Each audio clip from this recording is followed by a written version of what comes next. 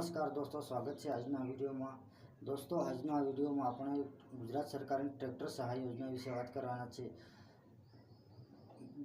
દરેક ખેડૂત માટે, ખાસ કરીને નાના અને સીમાંત ખેડૂતો માટે ટ્રેક્ટર તેમજ તેના મોંઘા સાધનો ખરીદવા આર્થિક બોજો બનતા જાય છે। પડકારોને ધ્યાનમાં રાખીને ગુજરાત સરકારે ખેડૂતોને આર્થિક સહાય પૂરી પાડવા માટે ટ્રેક્ટર સહાય યોજના શરૂ કરી છે, જે AGR-50 યોજના તરીકે પણ ઓળખાય છે। આ યોજના ગુજરાત રાજ્યના કૃષિ, ખેડૂત કલ્યાણ અને સહકાર વિભાગ દ્વારા આ ખેડૂત પોર્ટલના માધ્યમથી અમલમાં મૂકવામાં આવેલ છે। ગુજરાત સરકારનો ટ્રેક્ટર સહાય યોજનાનો મુખ્ય ઉદ્દેશ રાજ્યના કૃષિ યાંત્રિકીકરણના વ્યાપને વધારવાનો છે। આધુનિક ટ્રેક્ટર અને તેના સંલગ્ન ઓજારો દ્વારા ખેડૂતોને આ યોજનાનો લાભ મળી શકે છે। દોસ્તો, પરંપરાગત ખેતીની સરખામણીમાં ટ્રેક્ટરથી ખેતીની કામગીરી જેમ કે ખેડાણ, વાવણી, લણણી ઝડપી બનતી જાય છે। સમયસર અને કાર્યક્ષમ રીતે ખેતી થવાથી પાકની ગુણવત્તા અને ઉત્પાદનમાં સુધારો થાય છે। ખેડૂતોને નવીનતમ ટેકનોલોજી અપનાવવામાં મદદરૂપ થાય છે।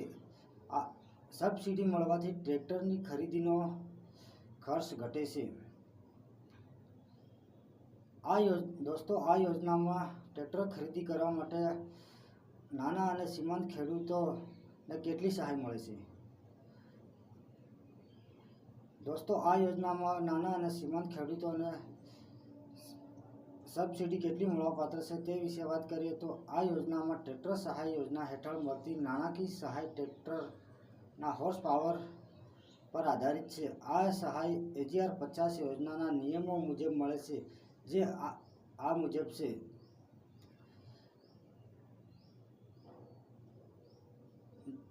જો દોસ્તો કોઈ ખેડૂત 40 PTO HP સુધીના મોડેલ ખરીદે છે તો તેમને સહાય 45,000 અથવા કુલ ખર્ચના 25% મળે છે। આ યોજનામાં તમે ફોર્મ ભરો તો તમને 45,000 અથવા કુલ ખર્ચના, જો તમે જેટલો ખર્ચ કર્યો હોય એના 25% અથવા 45,000 રૂપિયા મળે છે।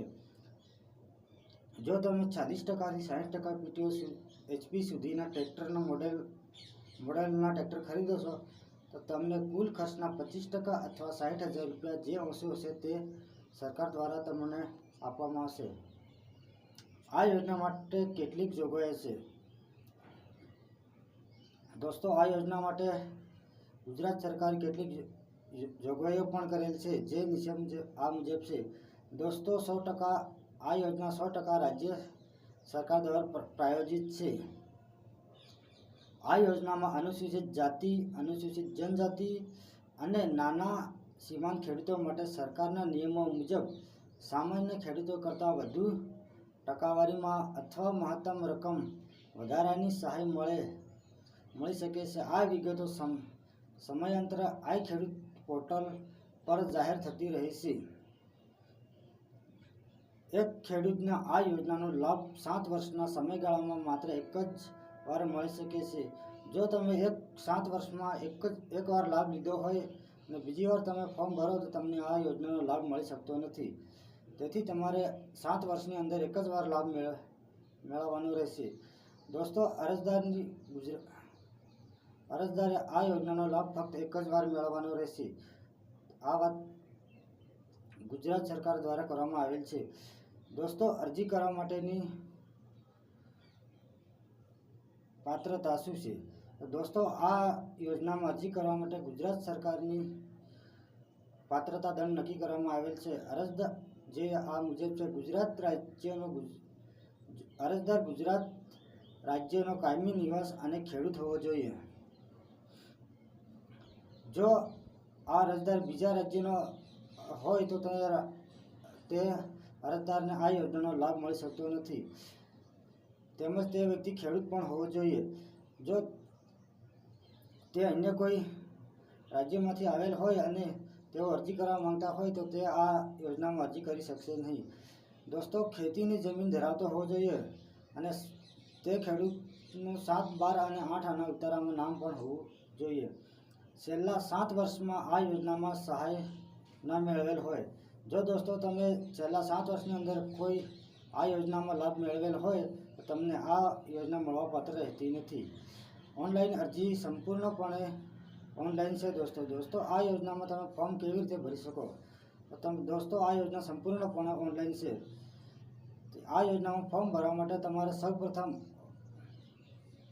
આઈ ખેડૂત પોર્ટલની મુલાકાત લેવાની રહેશે.